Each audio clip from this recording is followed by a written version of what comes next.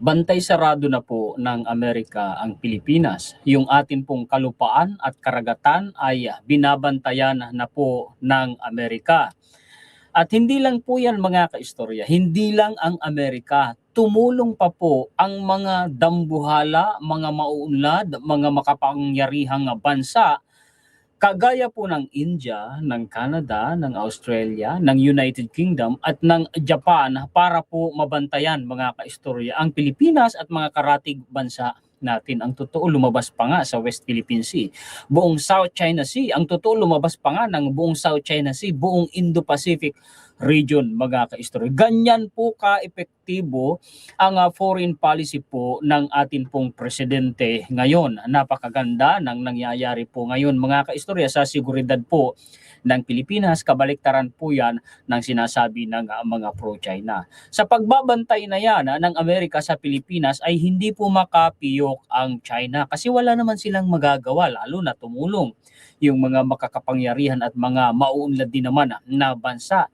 Hindi sila makapiyok kasi wala po sila mga kaistoryang karapatan na pigilan yan at lalong wala silang kapangyarihan na bawalan ang mga bansang binanggit natin. Yan po ang pag-uusapan natin ngayon mga kaistorya. Pakishare naman po at pakilike para naman malaman ng atin pong mga kababayan. Dito muna po tayo sa kalupaan ng Pilipinas kung papaano po tayong binabantayan ng Amerika yung seguridad ng kalupaan ng Pilipinas. Ang sabi po dito sa balita na ito ni USNI News, US Army sundalo ng Amerika, quietly stands up rotational force in the Philippines. Yan po mga kaistorya, literal na pagpapakita po ng puwersa ng Amerika sa kalupaan ng Pilipinas.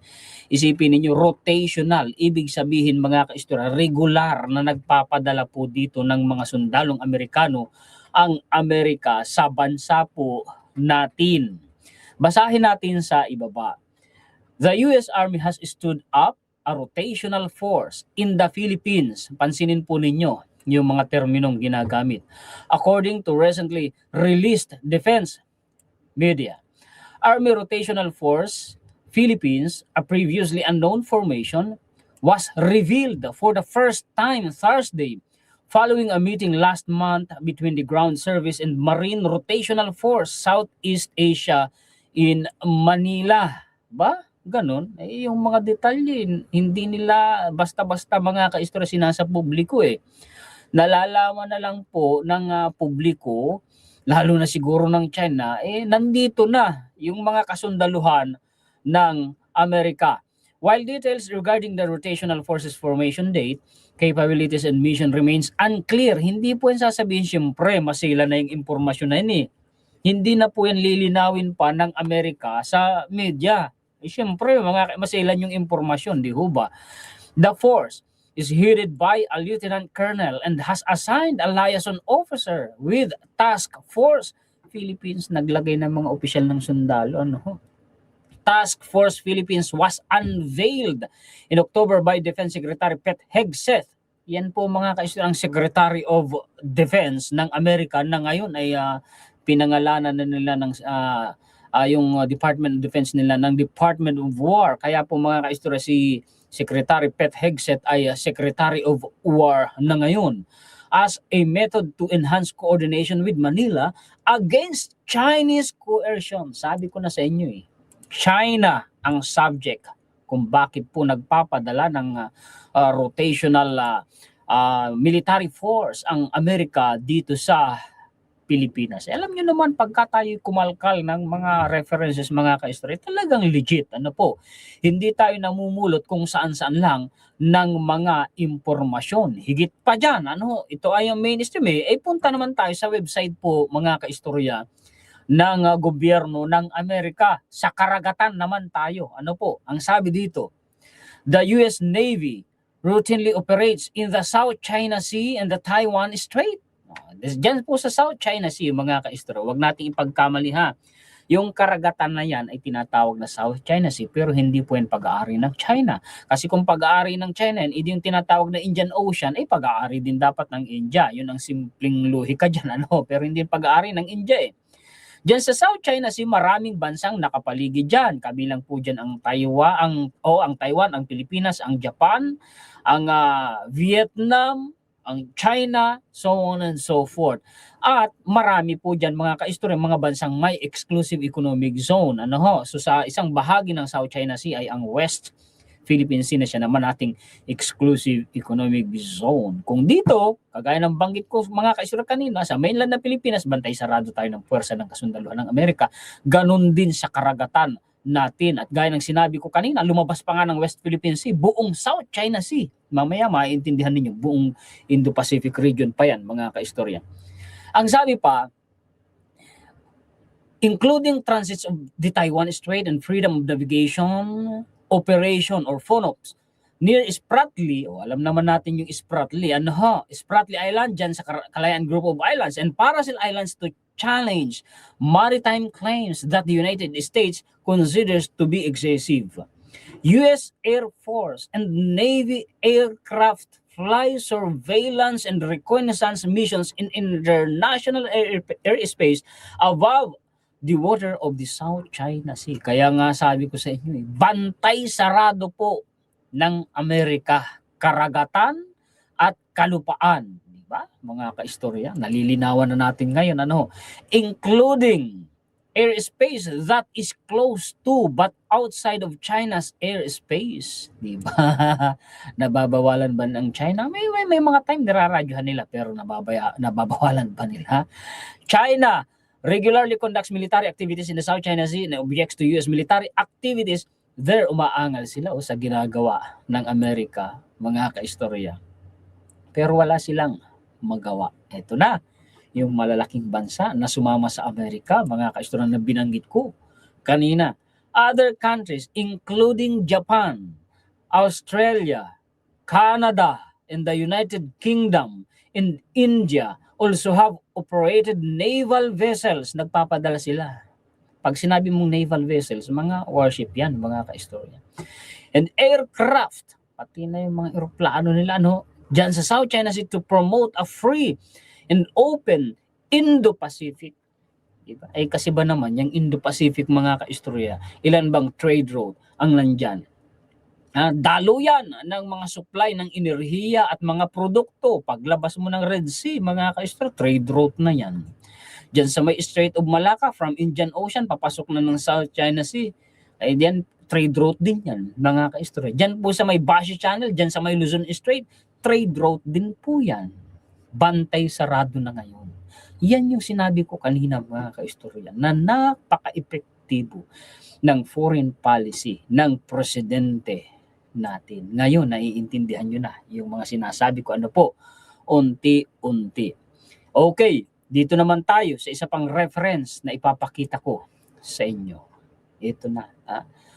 On Asia, meron kasi mga kaistorang tinatawag ang administrasyon ni Donald Trump na National Security Strategy. Okay, tandaan po ninyo yung word na yan.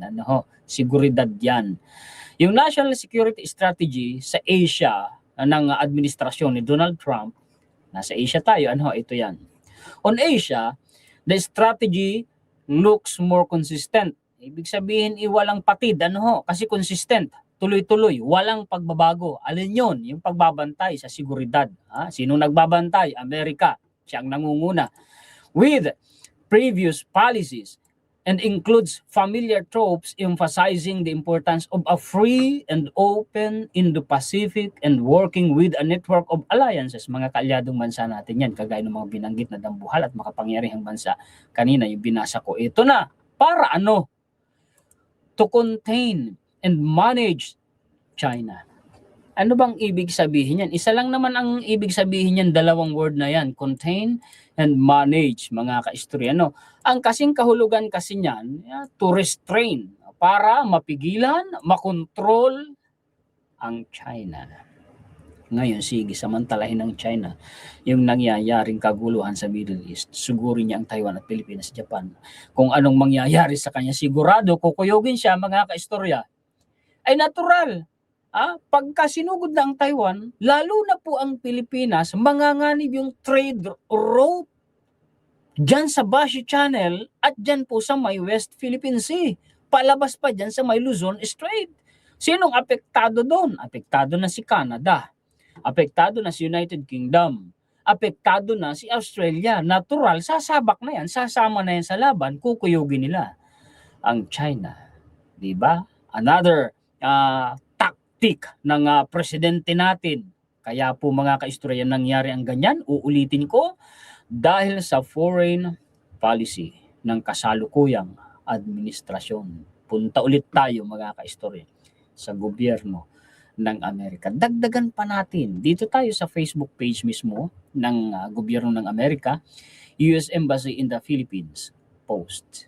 The US-Philippines Alliance protects freedoms of navigation, karagatan, and overflight, kalawakan, himpapawid, free flows of commerce, malayang daluyan ng komersyo, trade, and economic opportunity in the South China Sea. We reaffirm our shared commitment to these values during the fourth bilateral maritime dialogue. Yang bilateral maritime dialogue na yan mga kaistorya, kasunduan, dialogo po yan sa pagitan ng Amerika at ng Pilipinas. Walang ibang bansa kundi Amerika lamang at Pilipinas. Ito yung photo nila. Ipakita ko na lang muna yung photo bago po tayo punta dun sa online news article nila. Website din nila. Ayan mga kaistorya ha. Ito ay US Embassy in the Philippines. Sabi ko sa inyo, mga lihitimo ang mga references natin Joint Statement of the Fourth Philippines-United States Bilateral Maritime Dialogue. Hindi lang Pilipinas ang nakikinabang dyan. Mga bansa sa Indo-Pacific region, buong mundo, kung tutuusin, nakikinabang dyan. On February 17, the Philippines and the United States held their fourth bilateral maritime dialogue in Manila. Walang sino mang nagtatakel nito Wala pa akong vlogger na nakita po mga kaistorya na nag-discuss nito. Even the mainstream, wala akong nakita sa kanila na nagpaliwanag dito sa mga manonood. Where the two sides reaffirmed a shared commitment to uphold the rights, freedoms, and lawful uses of the sea in accordance with international law. Isa-isahin natin. To uphold, mga kaistorya, para panatilihin at ipaglaban, mga kaistorya, yung karapatan natin at mga karatig bansa natin, kalayaan sa karagatan, at yung tinatawag, yung lawful uses, mga kaistorya, yan ay yung international law as reflected in the 1982 United Nations Convention on the Law of the Sea or UNCLOS, which sets out the legal framework within which all activities in the oceans and seas must be carried out. Ayan nga yung isipin ninyo, United Nations. Kahit dyan sa UNCLOS, member dyan ang China, pumirma dyan ang China, pero yung batas ng UNCLOS, di niya sinusunod. Bakit?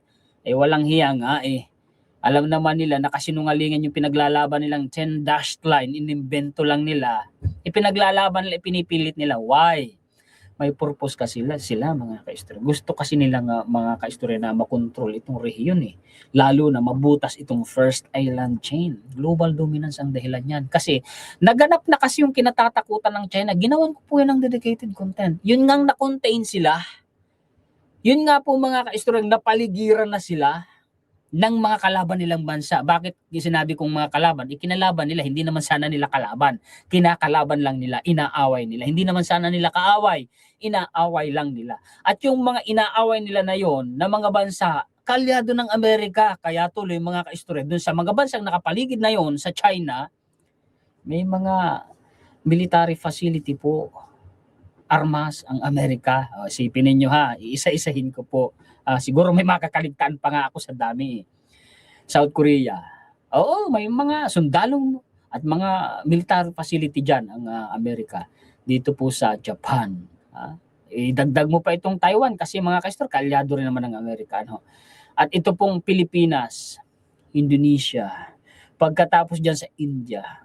Humakbang ka sa likod ng China, Europe, EU, NATO. Kaya nga napapaligiran siya. Wala siyang ibang lalabasan kung sakali halimbawa makukorner na mga kaistorya, wala siyang ibang lulusutan kung hindi sa South China Sea.